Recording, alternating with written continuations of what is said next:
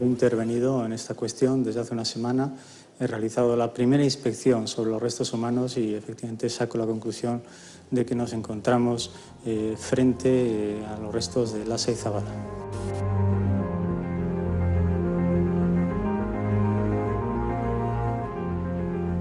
Metidos en dos carros de supermercado, esperando en un rincón de la sociedad Aranzadi, encuentro los archivos de un caso que marcó la carrera de Paco Echeverría.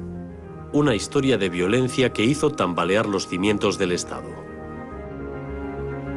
En 1983, José Antonio Lasa y José Ignacio Zabala son secuestrados, asesinados y enterrados en Calviva por miembros de la Guardia Civil. Lasa y Zabala fueron las primeras víctimas mortales de los GAL. Paco Echeverría fue clave para identificar sus restos y para que sus asesinos no quedaran impunes.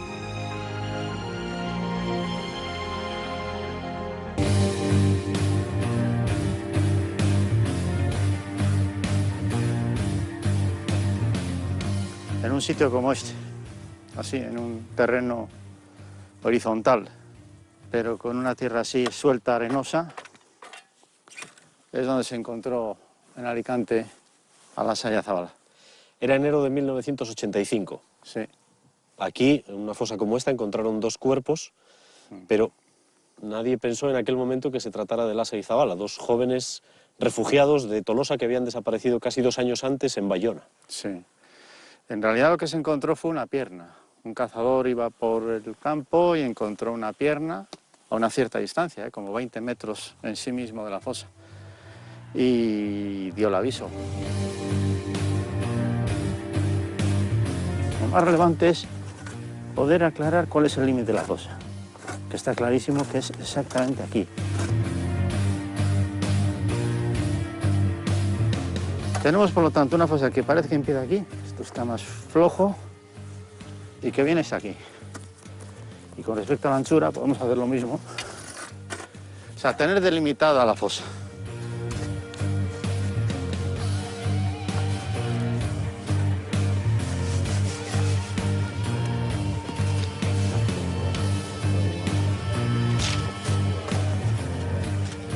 Mira, ya salen los huesos. ¿Esos son huesos? Ya se empieza a ver, ¿no? Mira, no sé si lo ves. ¿No ves una línea de otro color ahí? Sí. Incluso se empieza a apreciar la cal. ¿Eh? Esto, fíjate aquí. Parece de un brazo o una pierna, ¿no? Sí, es un hueso largo. Es exactamente la tibia. Ahí aparece en paralelo el peroné. Según la sentencia, en el año 1981, José Antonio Lasa Aróstegui y José Ignacio Zabala Artano forman parte de ETA. Pertenecen al comando denominado Gorki. A raíz de un atraco a la Caja Laboral Popular de Tolosa, Lasa y Zabala huyen. Cruzan la frontera para instalarse en la localidad de Bayona. Allí entran en contacto con el Comité de Refugiados y piden asilo político. 11 años, 5 meses y 5 días. Pili Zabala contó cada uno de los días en que no tuvo noticias de Joshi, su hermano. Paco ayudó a poner fin a este tiempo de dolor e incertidumbre, pero la pesadilla de Pili y su familia empezó en Bayona. Pili, ¿tienes todavía presente la última vez que viste a tu hermano? Sí. Recuerdo que yo tenía 15 años y solíamos pasar al otro lado. Vivía en Bayona y yo solía ir con mis padres y con mi hermano el pequeño. Y normalmente solíamos ir a pasar el día. Siempre recuerdo mi madre, como con ese cariño especial preparaba todo lo que él necesitaba. Recuerdo sobre todo que intentábamos pasar el día pues, de la manera más alegre posible. Y había muchos temas de los que no se solían hablar. El momento de la despedida era el momento más triste, porque incluso hoy, mi madre cuando se despide de alguno de sus hijos, parece que va a ser la última vez, no sé por qué. Y recuerdo que a Joshi siempre le preguntaba lo mismo. ¿Hasta cuándo vas a estar aquí? Y recuerdo que Joshi siempre intentaba tranquilizarla. Mi madre normalmente se despedía llorando y Joshi siempre le contestaba, bueno, ama, tranquila, esto se solucionará y dentro de un par de años yo ya estaré en Tolosa con todos vosotros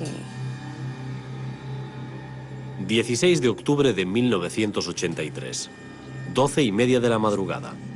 Unos desconocidos abordan a Lasa y Zabala en la calle Tonnelier. Logran inmovilizarlos y les introducen en coches. Con ellos ocultos pasan la frontera y llegan a San Sebastián. Su destino es el Palacio de la Cumbre.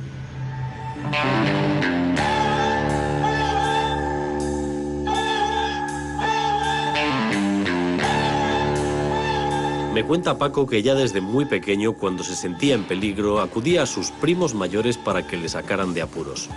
Paco se crió con ellos, como un hermano más. Iñaki Gabilondo era uno de esos primos. Saludos, en tu casa. En tu casa. Dani Álvarez es periodista de la radio. Muy bien.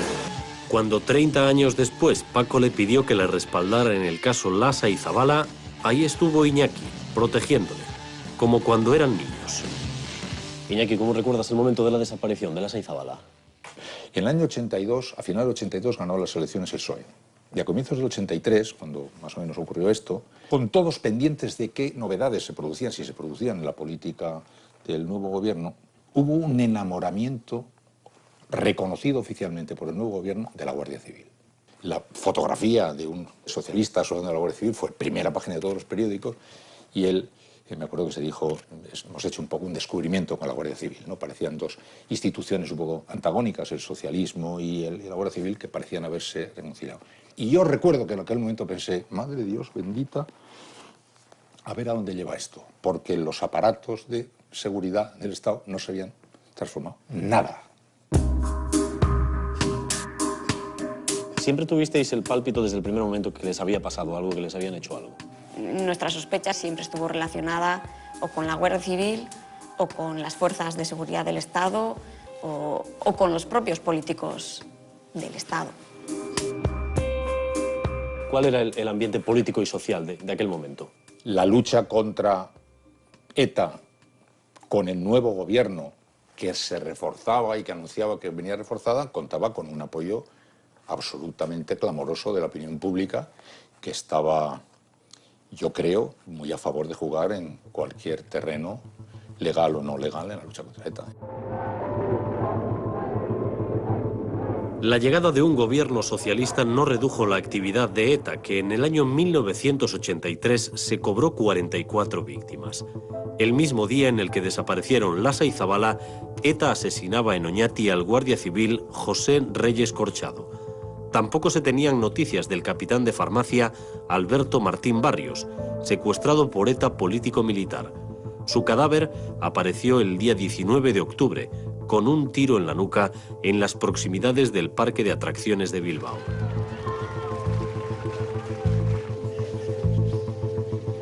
Eran años de plomo, el caldo de cultivo de los GAL.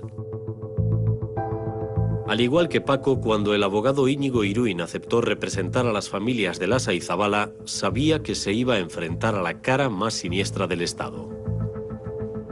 Hasta ese momento, ¿qué creíais que les había pasado? Y yo creo que la primera noticia me llega precisamente de alguien del Comité de Refugiados, y ya los datos que nos daban, sobre todo los hallazgos en el vehículo, en el Renault 4, ya indicaban que allí había habido un hecho violento. Con lo cual, la hipótesis del secuestro tenía verosimilitud o cobraba entidad. ¿Por qué ellos? ¿Por qué Lasa y Zabala? Pues yo creo que no había un objetivo predeterminado. Fueron ellos como podían haber sido otros.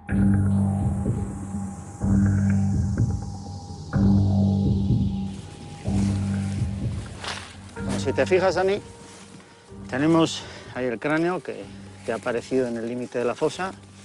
Tiene unos 180 de longitud. En todo este lado lo que estamos viendo ya son las piernas, fíjate, fémures, aquí estaríamos en las rodillas. Lo que no han aparecido todavía son los pies. Me figuro que por ese hecho de que estaban desperdigados por ahí, que fue lo que llamó la atención del cazador. Efectivamente, los animales que estuvieron revolviendo, ser que se llevaron esta esquina de la fosa, se llevaron los pies, de hecho aquí no están. De todos modos, parece una fosa muy reducida para que pudieran meter aquí los dos cuerpos, ¿no? Pero las fosas siempre se hacen muy ajustadas a la anchura de los hombros y con la misma longitud. ¿Para qué van a cavar más? Y la gran sorpresa de quienes abrieron la fosa fue que no se encontraron solo con un cuerpo, se encontraron con dos. Sí. Fíjate que aquí estamos viendo uno, pero yo ya me he dado cuenta que aquí tenemos la sínfisis del pubis coxales de este, al que se ven las piernas, pero aquí debajo se empieza a ver otro coxal. ¿Y esto que aparece aquí en el cráneo, Paco? Bueno, pues eso es lo terrible, ¿no? Estamos aquí viendo el cráneo y lo que tenían era una manta rasgada, con la anchura de como unos 4 dedos, una manta cuartelera, que les daba varias vueltas en la cabeza, les tapaba los ojos hasta lo que es los orificios nasales y además, para sujetar todo, estaba una cinta de empalme blanca que daba varias vueltas. Imagínate el horror de tener esa faja en la cabeza con la cual habrían estado seguramente varios días. Incluso en la boca, mira, ¿ves esas telas que empiezan a aparecer aquí? Con unas mordazas puestas sobre la boca, es decir, estaban atados en la boca, la faja de la tela, que dan una idea de crueldad terrible. Mira, aparece aquí bastante cal. Esa es la que echaron sobre los cadáveres, la cal se queda sobre la piel, pero esto son cosas que se han hecho creyendo que la cal hace desaparecer el hueso.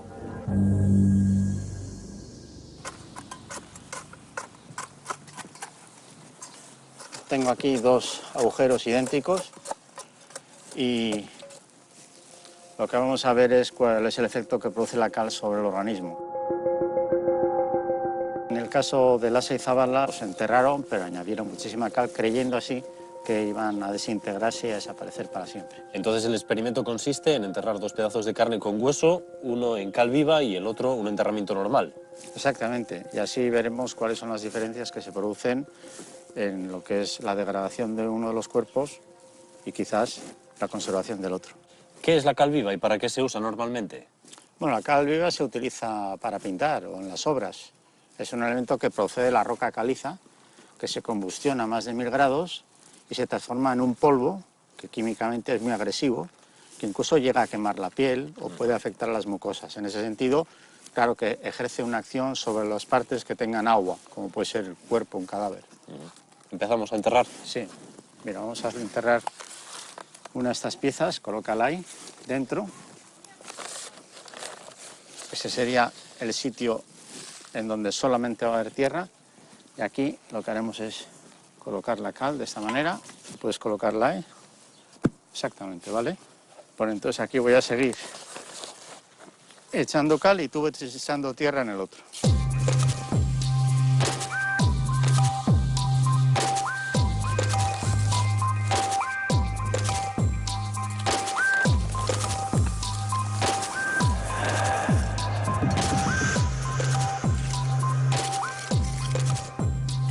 Bueno, lo podemos dejar así. Volveremos dentro de unas semanas para ver qué efecto ha producido la cal sobre la carne. Los cuerpos de Lasa y Zabala llevaban 11 años fuera de la tierra, descansando anónimos en el depósito municipal de Alicante. Pero la verdad seguía enterrada en lo más profundo. Fue entonces cuando Jesús García, un veterano inspector de policía de Alicante, relacionó los asesinatos de los Gal con los cadáveres encontrados en Busot. Precisamente, el uso de cal viva fue lo que le hizo sospechar. El caso llega a la Audiencia Nacional, donde Ignacio Gordillo ejercía como fiscal.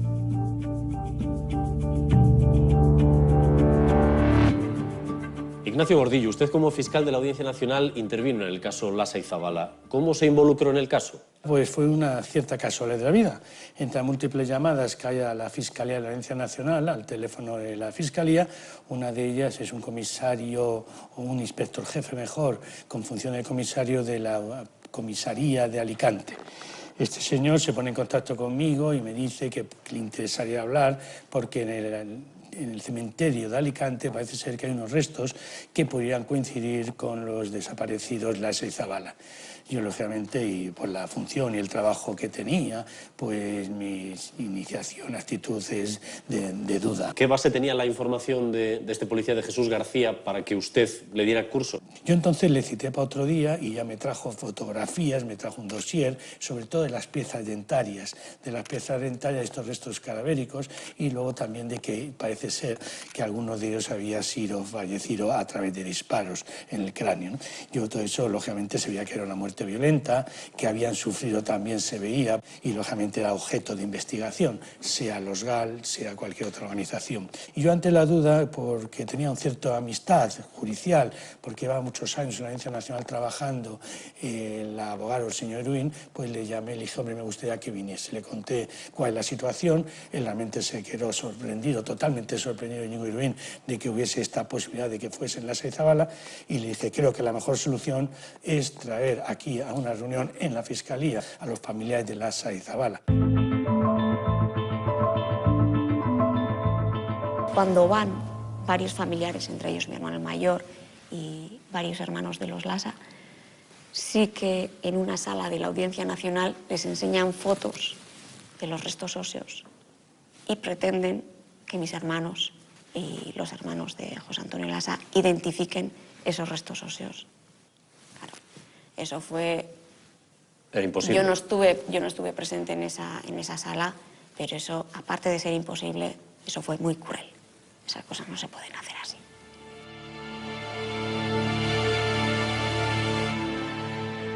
Y cuando se plantea la posibilidad de que puedan ser Lasa y Zabala, Íñigo, tú recurres a Paco Echeverría. Sí.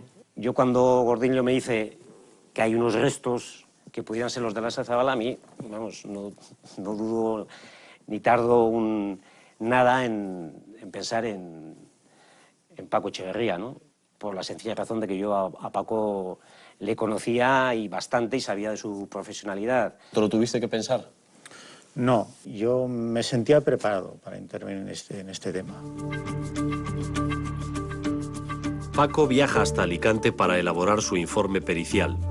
Me cuenta que para evitar posibles manipulaciones o trampas se cubrió las espaldas grabando en vídeo los restos que encontró en el depósito de cadáveres. Al ver esas imágenes 2 décadas después, entiendo la desazón que le invadió a Paco. Lo ves aquí, en el caso de Lasa, este es el cráneo, que está roto, en donde no se apreciaron correctamente las lesiones traumáticas, pero lo impresionante de las imágenes fotográficas, 10 años más tarde, y del vídeo, siguen siendo las ataduras que tenían.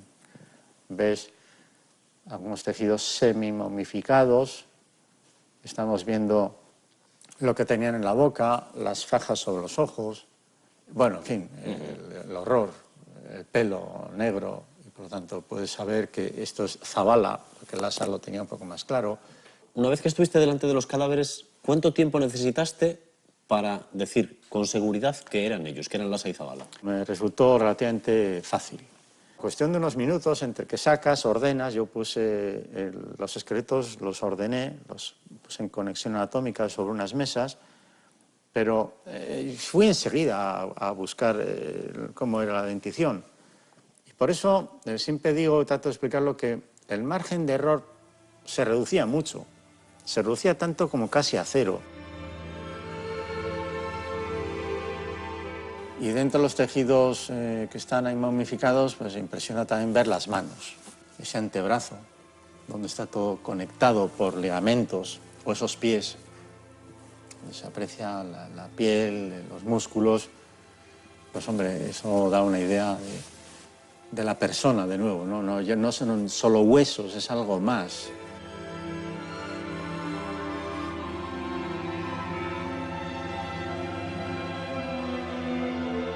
Paco, los cadáveres de Lasa y Zabala estaban semimomificados. Sí. ¿Por qué? ¿Cómo es posible eso? Se veía buena parte del esqueleto, pero también tejidos blandos. O sea, esto a veces ocurre pues, porque se ha desecado, deshidratado rápidamente. Y se comprende más claramente en el ejemplo que tú me mencionas porque murieron por disparos. Eso significa que perdieron volumen de sangre. Si a un cadáver tú le quitas el agua, la sangre, para entendernos, puede tender a momificarse. Si luego lo entierras en un paraje seco, como es Alicante, donde no llueve tanto como aquí, y si además pones cal viva, lo que se produce es un efecto rápido tras aquella muerte de deshidratación. Y por esa razón las bacterias no pueden digerir y destruir todas las partes blandas. En el caso de Lasa y Zabala, el proceso de momificación entonces fue natural. Sí, mira, precisamente aquí tengo un cuerpo que está momificado casi entero. Si bien es verdad que en el ejemplo de Lasa y Zabala está semi-momificado, es decir, había partes con tejidos blandos y también partes esqueletizadas, pero lo que vemos aquí es en realidad una momia.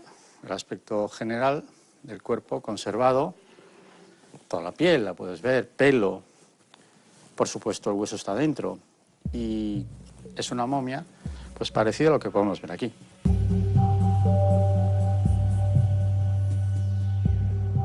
¿Qué sabemos de este individuo? Bueno, esta es una mujer que ha muerto por causas naturales y se la ha enterrado de manera normal en un cementerio. ¿Has dicho que en un cementerio se pueden formar momias? Sí, se producen aquí. ¿Se también. momifican unos cadáveres y otros no? Sí. Te qué? podrás imaginar que es más fácil que esto ocurra en el sur, porque hay menos humedad y hace más calor. Conserva el pelo. Sí. El pelo casi siempre queda así. O sea, esto no significa que el color del pelo fuera este en origen. El pelo puede ser negro, blanco, da igual, pero finalmente queda de este color pajizo. ¿Y las uñas? Bueno, las uñas, como el pelo, son de una proteína más dura que la piel, concretamente la queratina.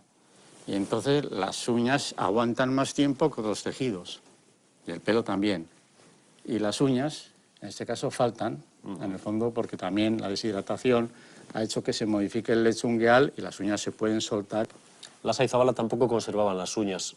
Se especuló que era porque se las habían arrancado durante la tortura. Sí, no, yo creo que no. Las uñas se perdieron de manera natural, sencillamente porque al resecarse se retrae el lecho ungueal y la uña pues se pierde en los movimientos, imagínate en la fosa, en la tierra.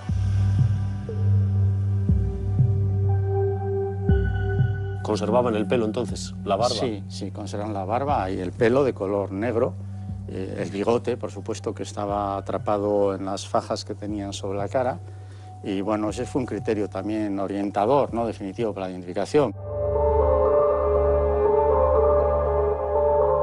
¿Cómo te enteras de que tu primo Paco Pues no está en me esta acuerdo muy bien historia? cómo me entero de que mi primo Paco está en esa historia, pero me entero de que mi primo Paco está en esa historia. Recuerdo que estaba en la cama preocupado porque ya la noticia podría estar rodando por ahí y de hecho lo habíamos descubierto, yo había generado algún informe que se entregó en la Audiencia Nacional y había una cierta preocupación. Y me llamaste, Paco, ¿es verdad? ¿Esto? Sí, no. La conversación fue muy breve y tampoco me extrañó nada que me llamases porque para ese instante ya los medios de comunicación tendrían alguna noticia. Me gustó que me llamases tú porque también me sirve para señalar que yo, en cierto modo, también me siento protegido teniendo un primo que es Iñaki y al cual le cree mucha gente, ¿no? Yo estoy metido en el lío en ese instante. Me llamas tú y no puedo engañarte, claro. ¿Tú cómo lo recuerdas? Es uno de esos días en los que la curiosidad periodística está muy unida a la curiosidad personal. Le llamo una noche, pero muy temprano, ¿qué hora es? A las 4 de la mañana. Sí, no sé, pero fue también muy breve la conversación, Paco, lo justo. ¿son o no son las Sí. de Zabala? Sí, prácticamente fue así. Yo te dije sí, sí. Sí. Y Me acuerdo que añadiste algo me más. dijiste sí, sí. O sea, yo no te llamé con la fría llamada de un periodista que le llama a un forense para tratar de averiguar un extremo solo. Yo estaba extraordinariamente emocionado con ese tema. Sí. O sea, para mí tenía una intensidad tremenda el tema, la Zabala, no un tema cualquiera para mí. El ratito que pasó entre mi pregunta y tu sí, que fue 2 segundos, para mí fueron muy largos. Y los dos sabíamos que era muy importante aquello que estaba pasando, tú mucho más que yo, claro. Pero yo en aquel momento dije, Dios bendito, cuando se sepa esto Pero se tú va. te lo creíste, porque a partir de ahí ya la radio lo explicaba con detalle. ¿Cómo no te voy a creer? Te creen todos y no te iba a creer yo. No. Que soy el que mejor el que más te quiere.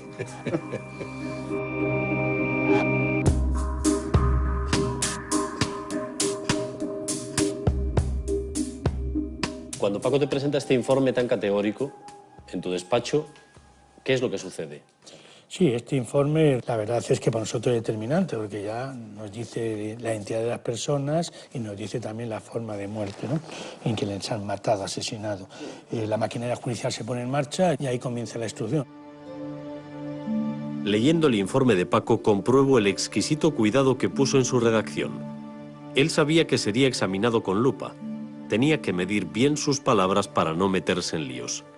Sin embargo, encuentro un término que va más allá de la simple pericia forense.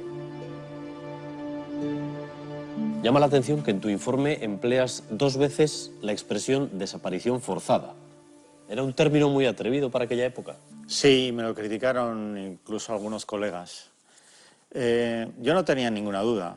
Es una desaparición forzada, es decir, no es accidental o voluntaria. Este concepto está acuñado en el campo de los derechos humanos y ya funcionaba entonces en todo el mundo. Yo lo conocía por algunas experiencias en Latinoamérica.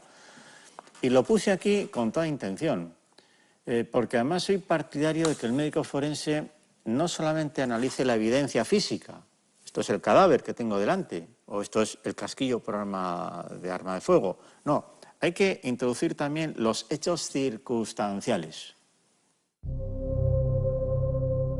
Pili Zabala estudió odontología. Por eso, cuando por fin vio los restos de su hermano Joshi, se sobrepuso a la emoción del momento para observarlos con ojos de profesional. Sí recuerdo que fuimos al depósito de cadáveres, que estaba ya abandonado, y nos permitieron a 3 personas de cada familia ver los restos óseos de Joshi y de Josia. Y sí recuerdo que, pues yo lo primero que hice fue fijarme en los maxilares y en la dentición principalmente, para darme cuenta quién era mi hermano.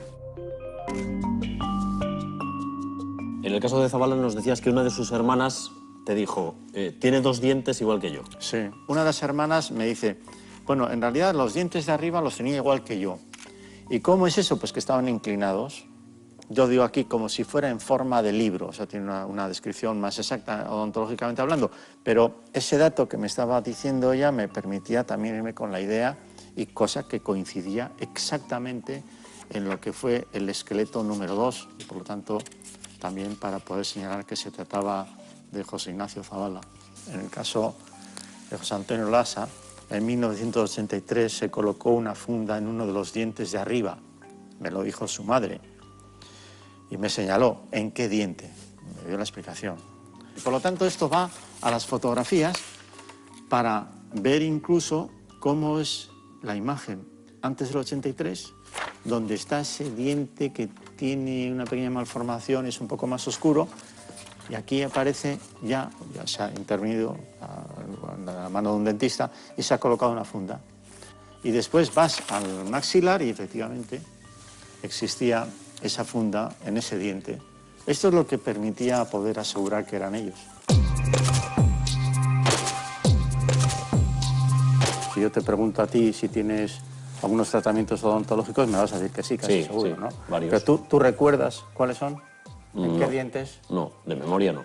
Hay que hablar con los odontólogos que te facilitan la historia clínica, y en el reflejo que hacen, en los dibujitos que hacen, las fotografías, incluyendo las radiografías, entonces eso empieza a poder servir para compararlo con lo que es la evidencia física que tenemos. Y si te digo claramente, estos son los dientes que están en su alvéolo y aquí faltan dientes. ¿Por qué? Porque se han caído post-mortem. Esto es muy normal.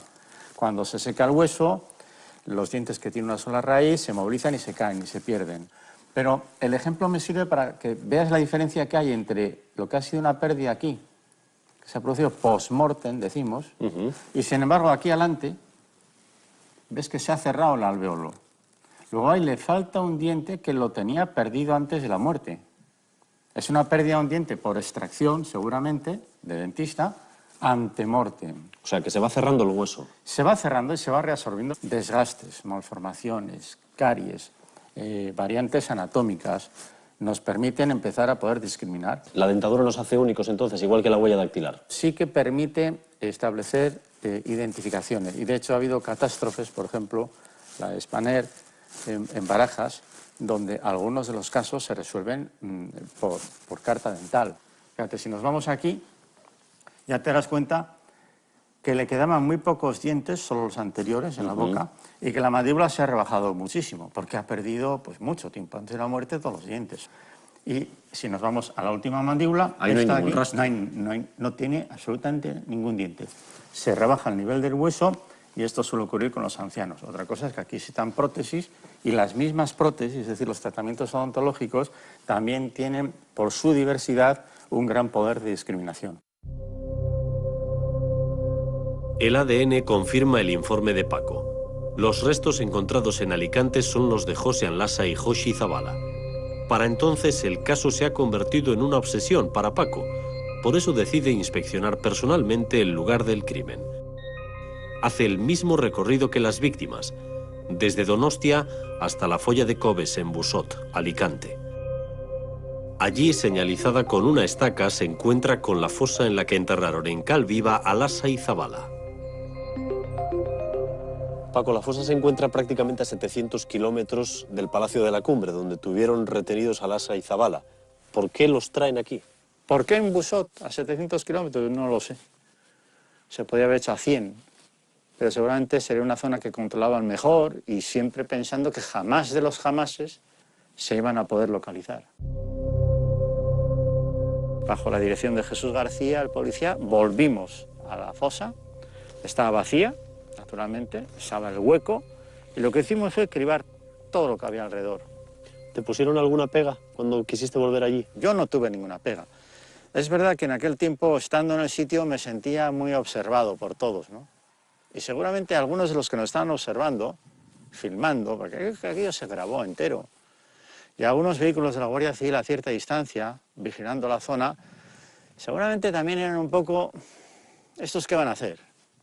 Para entonces ya se sabía una buena parte de lo que había ocurrido. Yo me sentía observado y con no muy buenas caras de todos los que estaban alrededor, ¿eh? La confirmación de las identidades de Lasa y Zabala también llegan en un momento de transformación política, de cambio político, año 1995. Quisiera saber si los medios de comunicación también sentían, los periodistas sentíais la presión que sobre el gobierno estaba recayendo en aquel momento. Es una entrevista a Felipe González en televisión, en la televisión española, una entrevista durísima en torno al GAL, porque en aquel momento estaban ya pasando muchas cosas. No ha habido terrorismo de Estado en España. Evidentemente no. Evidentemente, en este periodo, evidentemente no. Que todo el tema era ¿qué pasa con el GAL? ¿Qué pasa con el GAL? Estaba aquello... No cabe duda de que todos esos elementos, el que había adquirido, el que le había dado un carácter más dramático y el que había puesto el asunto en el lugar de lo insoportable fue el caso de Lasa y Zabala. Ese es un asunto de una crueldad tan brutal que cuando se aclaró eso, pues yo creo que ya se terminó la fase justificativa y se empezó en la otra fase ya de aclaraciones, juicios, lo que sea, ¿no? Se inicia la instrucción del caso. Los imputados van desfilando por la Audiencia Nacional. Declaran, entre otros, el gobernador civil de Guipúzcoa, Julen Elgorriaga, y varios guardias civiles: Ángel Vaquero Hernández, Enrique Dorado Villalobos, Felipe Bayo Leal y, por encima de todos, el coronel Enrique Rodríguez Galindo, máxima autoridad del cuartel de Inchaurrondo. Durante el proceso la presión se hizo casi insoportable. Dice entonces que hubo interés político en intentar cerrar este caso a pesar de las evidencias que existían. Pues sí, la verdad es que sí. Aquí las presiones han existido siempre. Yo antes decía que fui despedido, quitado el asunto en 3 ocasiones en los temas GAL y, lógicamente, en este asunto, en cuanto vieron cuál era mi línea, que es como cualquier otro asunto de terrorismo, pues se me invitó a retirarme y nombrar a otro fiscal, don Jesús Santos, extraordinario y que hizo un gran trabajo, ¿no? ¿Podemos saber también con nombres y apellidos quiénes intentaron que no se hiciera justicia? Hombre, vamos a ver, el Ejecutivo es el primer interesado en que esto siga para adelante. No olvidemos que luego fue condenado el señor Barrio Nuevo, el señor Vera, etc. E incluso aquí la propia Guardia Civil, el cuerpo no le interesaba que aquí hubiera un resultado. ¿Por qué? Porque había unas personas con unos hechos graves, gravísimos. La credibilidad del cuerpo, nunca vamos a poner en credibilidad de toda la Guardia Civil, pero lógicamente de ese apartado, de esos miembros de la Guardia Civil, sí que era realmente preocupante, porque muchos militares, muchos miembros de la Guardia Civil, pues para ellos era una sorpresa enorme que fuera enjuiciado, juzgado y condenado por hechos tan graves. Yo tampoco sé, Paco, cuántos de tus colegas en aquel año 95, cuando estaba considerándose la posibilidad de que fueran Lasa y Zabala, habida cuenta de que aquello era como pasar por un campo de minas o por un polvorín, hubieran preferido no asumir esa responsabilidad. No lo sé. Sí, algunos quizás sí pensaron que era un poco tonto metiéndome en semejante lío. Sin embargo, yo estaba convencido de que me tocaba hacer eso. No puedes eludir. Aquí hay trozos de tela también, Paco. Sí, esto es lo más terrible, yo creo, de este asunto, ¿no? Estas telas parecieron así, gasas manchadas con mercromina, trozos de esparadrapo, tiritas. ¿Ves esta otra? Que esto nos habla de estas personas en vida. No de ellas muertas, sino de estas personas vivas, sufriendo. Curas de heridas de las torturas. Yo pienso que sí. Uno de los apósitos aparecía en los tejidos semimomificados, estaba pegado en la parte del tórax, por aquí. Una faja con tela, con esparadrapo. A veces suelo decir que los muertos no sufren. Imagínate estas dos personas en la cumbre, días con un resultado final que igual pueden calcular y que incluso igual pueden desear. Más de 3 días de torturas. Mucho más. Es duro decirlo y todavía es mucho más duro para vuestra ama entrar a hablar de esas cuestiones, pero... Pero es algo de lo que nunca hemos hablado. ¿Nunca habéis hablado de lo de las torturas? No, nunca. ¿Cómo vas a hablar de las torturas? Yo creo que es mucho más fácil hablar contigo o con Paco que yo pueda hablar con uno de mis hermanos o mis hermanas y, por supuesto, con mi madre imposible. Nosotros nunca hemos sabido a ciencia cierta ni cuántos días estuvieron torturados, ni qué tipo de torturas les hicieron, etcétera, etcétera. Aparte que yo creo que como mecanismo de defensa intentas quitarte ese pensamiento de la cabeza. Es que te lo intentas quitar. Hasta que no tienes el informe de Paco y lo lees, tú prefieres no pensar en eso. Yo necesito saber la verdad, pero yo entiendo que hay personas que prefieren no saber la verdad por el grado de crueldad que supone el conocimiento de la verdad. Para mantener custodiados y bajo control a los miembros de ETA que lograsen traer de Francia, eligieron la villa llamada La Cumbre, entonces en situación de semiabandono, que se encontraba a disposición del gobierno civil. Esa villa consistía en un edificio rodeado de un jardín con piscina y era utilizada esporádicamente por miembros de las fuerzas policiales para guardar motocicletas y perros o incluso para jugar al tenis. Aún hoy en día, este edificio, situado en una zona residencial de Donostia y protegido por fuertes medidas de seguridad, mantiene un halo siniestro. Lo que no aclara la sentencia es lo que pasó tras sus muros. ¿Qué pasaba en el Palacio de la Cumbre? El Palacio de la Cumbre es un sitio espantoso y quizás el único del que sepamos que fue centro clandestino de detención a lo largo del siglo XX, con la gravedad de que esto no está hecho en el tiempo de la dictadura, sino en el tiempo de la democracia. ¿Te puedes imaginar qué les hacían allí? Yo me imagino que les hicieron lo mismo que se hacía en otros lugares, de los cuales tenemos muchos testimonios. Yo me imagino que les hicieron de todo, porque las mismas personas que aquí van a quedar condenadas son las mismas que luego están implicadas en otros ejemplos que, avanzados los 80, se pudieron descubrir y hubo condenas. Y en esas condenas se pone detalle, los jueces pusieron detalle en aquel tiempo a la bañera, a la bolsa, a los electrodos, a la extenuación mediante ejercicio físico. Y yo creo que de todo eso tuvieron que padecer pues bastante estas dos personas, Lasa y Zabala. Más de 4.000 personas fueron víctimas de las torturas cometidas por las fuerzas de seguridad en Euskadi durante los últimos 50 años. Son datos de un informe realizado por el Instituto Vasco de Criminología a instancias del gobierno vasco. Paco Echeverría es uno de sus autores. Entre las miles de denuncias de torturas está la del escenógrafo y escritor Jon Arretxe. Los maltratos y vejaciones que describe en su libro Inchaurrondo, la sombra del nogal, provocan espanto. Del 26 de noviembre de 1985 yo tenía 21 años y no se me va a olvidar en la vida. Aquella noche estaba durmiendo en casa de los Eitás y entró la Guardia Civil de madrugada tirando la puerta abajo, con un gran estruendo, con mucha violencia. Entonces me dijeron que era la Guardia Civil, que me vistiese, que les tenía que acompañar a comprobar unas cosas.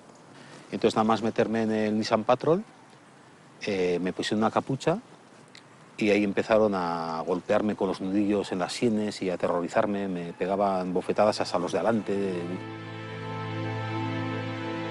Me di cuenta que estaba en sus manos y que había ingresado en un territorio que era el territorio del terror. Cuando pensaba que me iban a abandonar en el monte así, decían, pegadme un tiro, matadme. Yo no quería seguir viviendo esa situación de estar. Ellos me decían, grita, grita, que aquí no se oyen ni los gritos ni los tiros. Primero hablarás y luego ya te mataremos. Entonces me arrastraron al pie del agua y me dijeron, ya sabes lo que es esto, ¿no? Y yo me di cuenta que era que me iban a torturar metiéndome la cabeza dentro. Y dije, sí. Pues entonces habla, cuando quieras decir algo sacas la cabeza y tal. Entonces se echaron encima mío y bueno, ya fue el descontrol total, porque una vez que se echaron encima me metían la cabeza contra el fondo, me apretaban contra las piedras abajo, entonces yo quería salir y no podía, entonces ellos me sacaban cuando querían, entonces yo gritaba, no soy de ETA, y ellos las preguntas siempre eran, ¿dónde está el resto del comando? ¿Dónde tenéis las armas? Eran preguntas muy directas, ellos querían información muy rápida en el momento. Yo era un pelele en sus manos, yo ya no controlaba cuándo salía ni cuándo entraba, ellos hacían lo que querían conmigo, ¿no?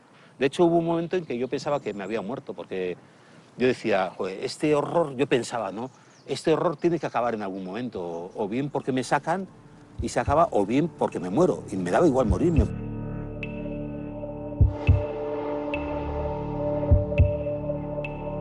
La bañera consiste en sumergir la cabeza o parte del tronco y se puede hacer ante un cubo y en el suelo arrodillando a la persona, estando con las manos esposadas, y que está el agua sucia para los días siguientes, para las demás personas.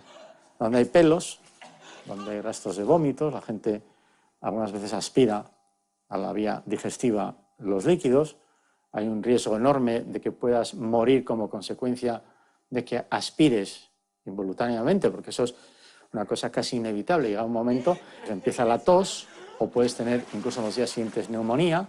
Todo eso para provocar una angustia extraordinaria en la persona que puede sentir que se puede morir. Llegas en esas condiciones a Inchaurrondo y allí, ¿qué pasa, John? Y me ponen unas inyecciones para reanimarme y me traen mantas, me tapan y empiezan a buscar calefactores por todo el cuartel para calentarme, porque se dan cuenta que realmente es una situación lamentable, ¿no? Me pusieron un cucurucho de papel de periódico para que no les viese. Entonces, estando así con el cucurucho, noté que había entrado una persona importante por cómo se comportaban ellos. Y entonces, de repente, me mandan ponerme de pie y me quitan el cucurucho y era Galindo, ¿no? Y me dice, ¿tú sabes quién soy yo? Y yo digo, sí, usted es Galindo. Y me dice, ¿qué pasa, que los del comando me andáis siguiendo? Digo, no, yo le conozco a usted por la prensa, porque su cara es conocida, ¿no? Y entonces me agarró de los huevos y me dice, mira, soy Galindo y has venido aquí a hablar. Y como no hables, te voy a retorcer los huevos hasta explotártelos. Y me retorció los testículos. Y me volví a poner el cucurucho y así conocí a Galindo en persona. Pues ahí en Inchaurrondo estuve en un piso. Era un piso dentro de las viviendas de la Guardia Civil. En un momento dado, un interrogatorio, me acuerdo, de los más heavies que había, o sea, con un policía ya, el tío con la pistola diciendo, te voy a matar como digas dónde están las armas, poniendo la pistola en la boca, tal, que el tío llamaban a la puerta, salía, se marchaba y luego volvía al rato porque a su mujer no le arrancaba el coche. Y luego venía con la movida esa, decía, joder, mira que mi mujer no le arranca el coche porque no le ha puesto el anticongelante, ¿tú qué crees es mejor para un coche, tal? Y luego volvía al interrogatorio, ¿no? Y una situación totalmente delirante, de locura total. Y luego otra cosa que hacían habitualmente era ponerte una bolsa de plástico. Tú ibas respirando y la bolsa se te iba pegando, al principio gritando, tal, no sé, mordías la bolsa, te ponían otra bolsa encima, hasta que al final ya no aguantabas más. Y siempre era aguantar hasta más o menos hasta que te desmayabas.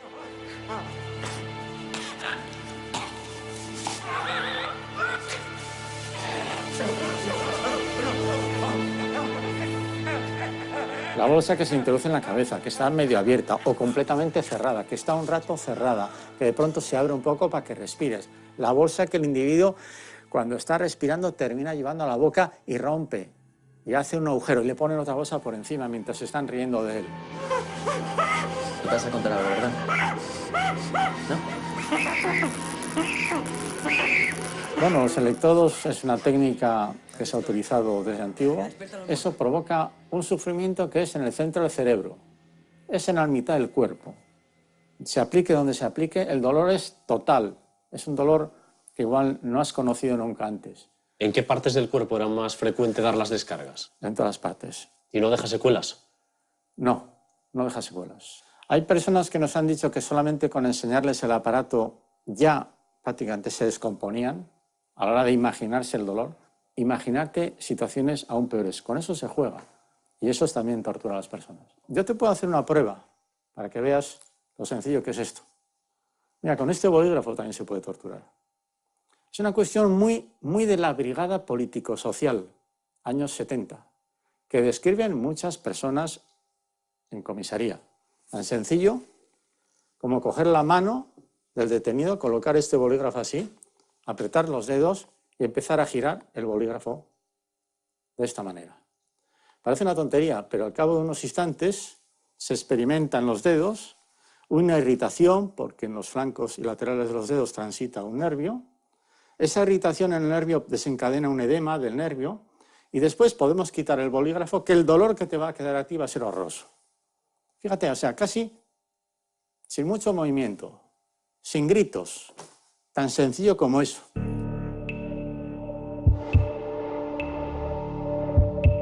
Lo que ha quedado como oficial de mi detención es que en aquel momento, justo en aquel momento, precisamente porque estaba estudiando en la Facultad de Bellas Artes de Bilbao, iba cada día y volvía a la facultad, pues no estaba tan activo en las manifestaciones, entonces ellos pensaron que yo había dado el salto a ETA, ¿no? ¿Sabes quién te lo hizo? Fueron unos cuantos de ellos, fueron los mismos angelitos que, bueno, que por lo menos luego se ha demostrado, ¿no? Que hicieron lo de Lasi Zabala, ¿no? Que ellos me lo decían ahí, me decían, ¿tú sabes lo que les ha pasado a Lasi Zabala? Decía, bueno, no lo sé, pero me lo puedo imaginar, porque ellos eran los de Lasi Zabala. ¿Tú has superado aquello? No, posiblemente no. Yo creo que eso nunca se supera. Tú te has entrevistado con cientos de personas que dicen haber sufrido torturas. Y una de las cosas que a veces se escucha, con bastante frecuencia, por cierto, es que es un relato que obedece a un manual. A mí me supera este asunto, me supera.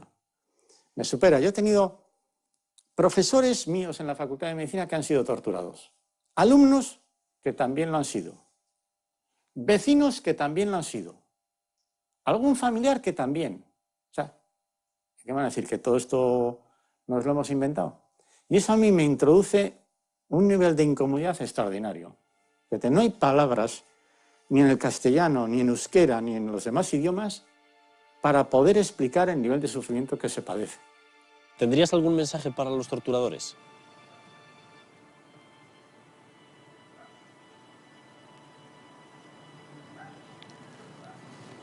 No, no tengo nada que decirles. No. Pienso que, en todo caso, ellos me tendrían que pedir perdón.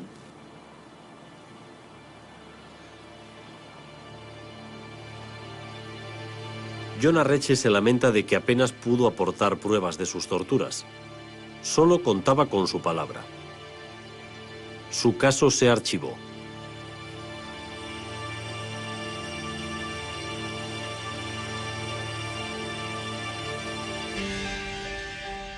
Bueno, Paco, han pasado 12 semanas desde que enterramos los dos trozos de carne aquí, dos piezas de carne de animal idénticas, sí. Una en tierra y la otra en cal, para comprobar los efectos. La 1 en tierra simplemente y la 2 con cal. ¿Por cuál empezamos? Vamos a empezar por la que tenía solamente tierra.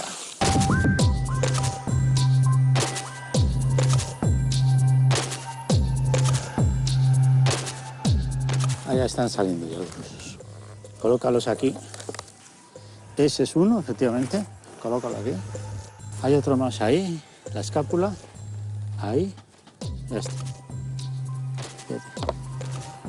La escápula, estamos ya en la cota entonces. Otro más.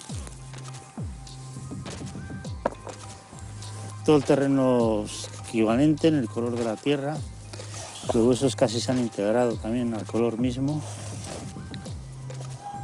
Está prácticamente descompuesta del todo. Sí. Solo quedan los huesos.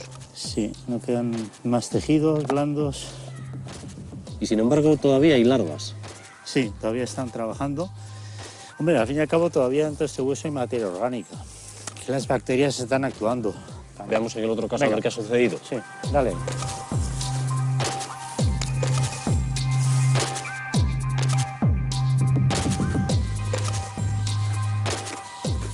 Fíjate, que ha hecho una costra, ¿has visto? Mira, ahí está. Aquí ya está apareciendo algún tejido blando, que está ahí como de color amarillento. Esos son fibras musculares. Cosa que no había en el otro caso. Eso es.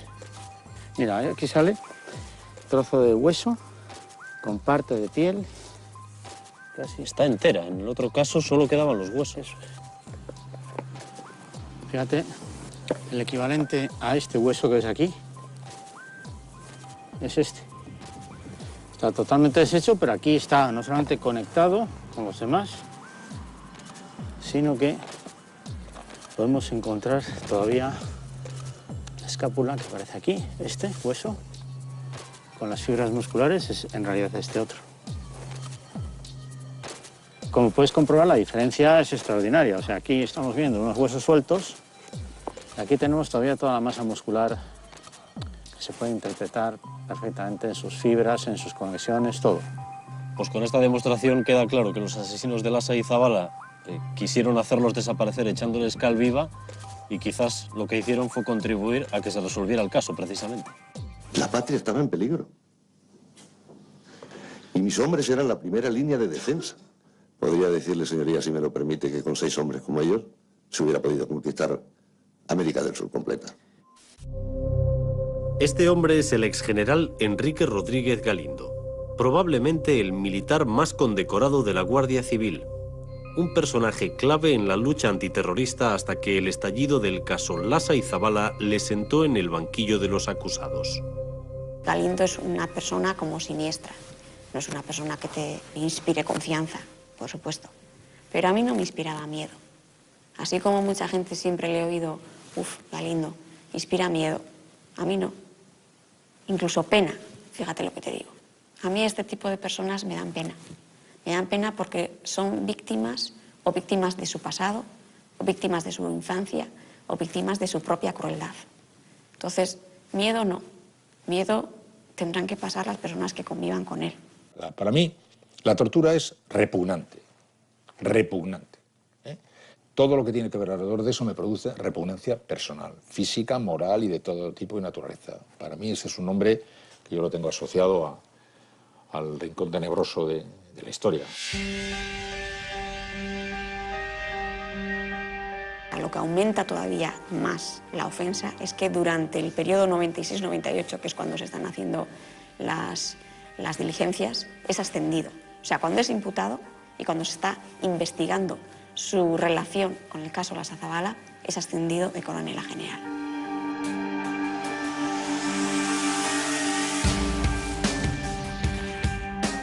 Están las mordazas, las vendas, Sí. están los huesos. ¿Qué más se encontró en la fosa? Mira, en la fosa además apareció un proyectil de arma de fuego que estaba...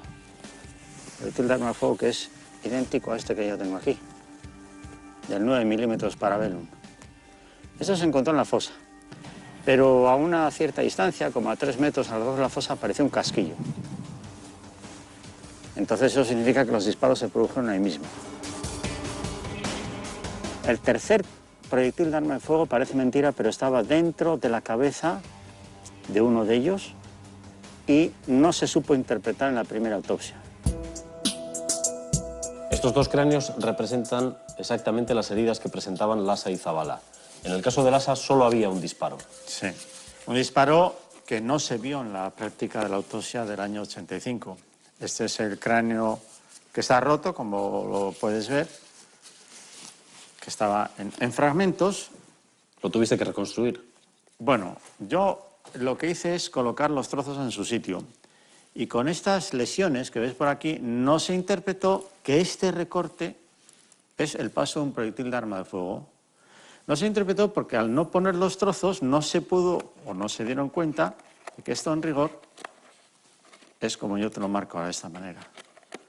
Y lo más sorprendente, eso es un edificio de entrada, típico, característico, con una trayectoria que entraría así, y lo más sorprendente del caso es que no se dieron cuenta de que la bala quedaba y estaba alojada ahí.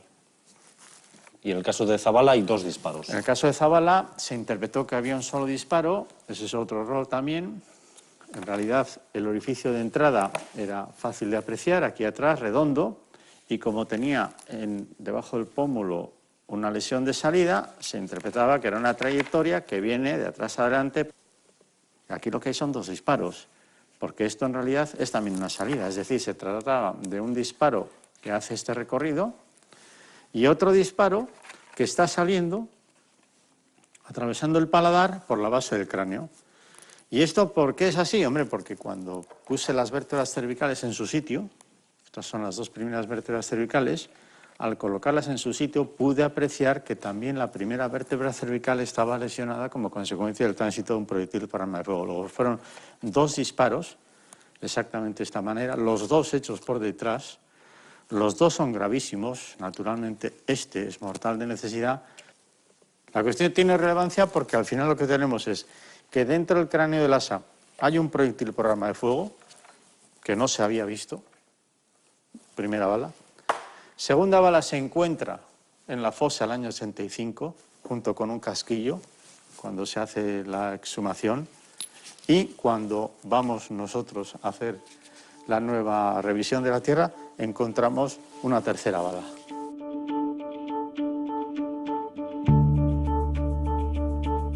Además de los acusados, más de 100 testigos declararon en la vista oral del caso Lasa y Zabala.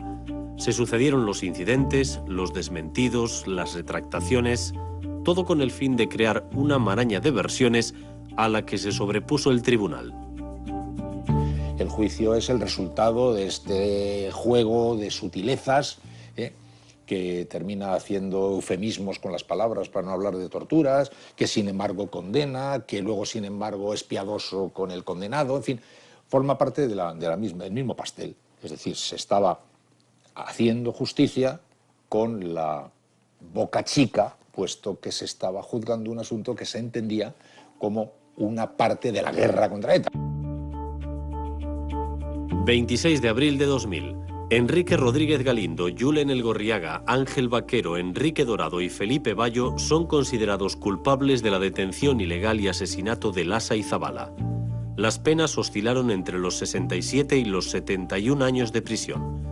Un año más tarde, el Tribunal Supremo eleva en 4 años la condena, al entender que su condición de cargos públicos era un agravante añadido en la comisión de los delitos. ¿Podéis decir en tu familia que sentisteis el amparo de la justicia? No, porque es cierto que la sentencia supuso un alivio y un avance, y creó jurisprudencia. Pero el hecho de no haber sido condenados, por ejemplo, por torturas, sino que fuesen condenados por detención ilegal y asesinato, cerraba muchas puertas. ¿Te quedaste satisfecho con las condenas a los acusados? Nosotros acusamos por 4 delitos y les condenaron por 2. Por tanto, ya era la satisfacción no era plena, ¿no? No les condenaron por delito de torturas ni tampoco por delito de integración en organización terrorista, ¿no? El delito de pertenencia o integración en organización terrorista era importante y, de hecho, pues ahora ha tenido a posteriori trascendencia para las familias, porque tanto el Ministerio del Interior como los tribunales españoles están negando la condición de víctimas de terrorismo y, por tanto, negándoles las indemnizaciones pertinentes, aludiendo precisamente a esta circunstancia de que no se les condenó por el delito de pertenencia a organización terrorista, ¿no? Hay una cosa que todo el mundo sabe que pasó, pero que no se pudo probar en el juicio, no se pudo acreditar debido al estado deteriorado de los cadáveres de Lasa y Zabala, que es que fueron torturados. Sí. No se pudo probar. Bueno, no se recoge en la sentencia porque no lo quisieron los miembros del tribunal. Supongo que porque les daba también, además de todo lo que había, que ya era bastante, les daba como miedo meterse a ese punto, ¿no? Siempre que hay que condenar a alguien por torturas, el funcionario que lo hace, que es un juez, un magistrado, un tribunal, sabe que está condenando a un funcionario público en una cosa que desacredita a toda la estructura, a toda la investigación. En este ejemplo concreto, a las preguntas que nos hacían, o a mí en concreto, ¿qué lesiones había, aparte de la causa de muerte?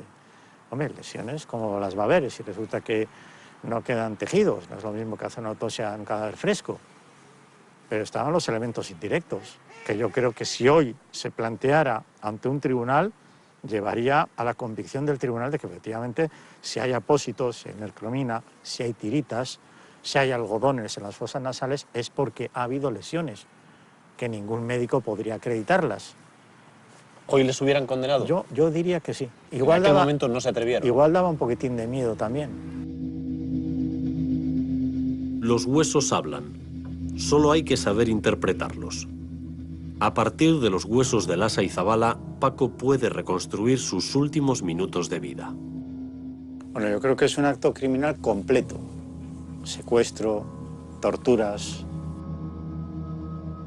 ¿Cuáles son las circunstancias que rodearon la muerte? Un traslado horroroso, porque ellos llegan vivos hasta este punto. Yo lo que pienso es que esos cuerpos vinieron vivos, maniatados en la boca, con las fajas sobre los ojos, los apósitos. El vehículo llegó a la proximidad, se dice en la sentencia 200 metros, pero igual se acercó más. Estarían esposados seguro, en el maletero de los coches, más de un vehículo. A empujones llegarían aquí. Y finalmente 3 disparos. ¿Dónde? En la cabeza. Sin mucha trascendencia, o sea, como si fuera una cosa vulgar, porque formaba parte de la impunidad con la que se hacían todas estas cosas. Yo a veces cuando se habla de disparos y son varias las víctimas, suelo pensar que el segundo, el que está escuchando lo que está ocurriendo al primero, el segundo, tiene además un nivel de sufrimiento, aunque dure 15 segundos más, pues muy espantoso.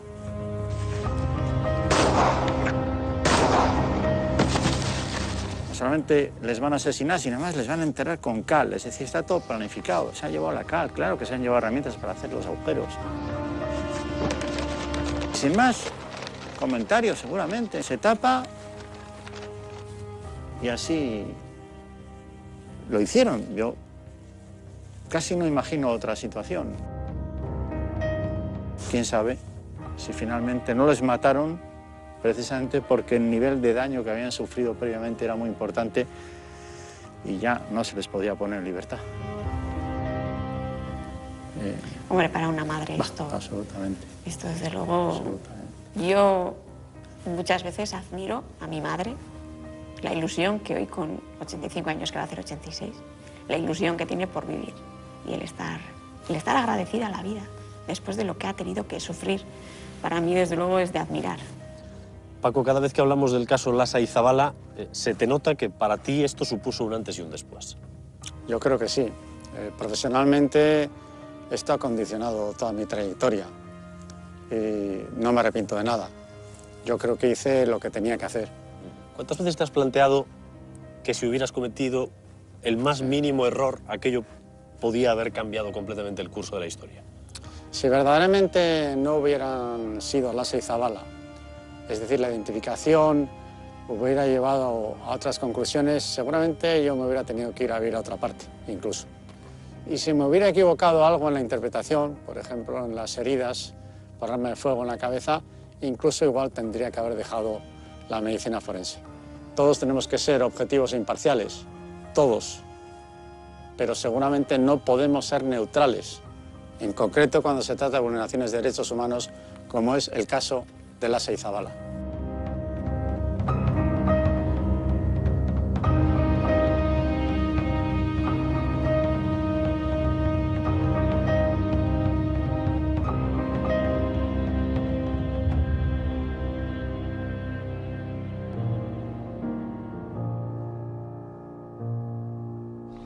soulmate place where you want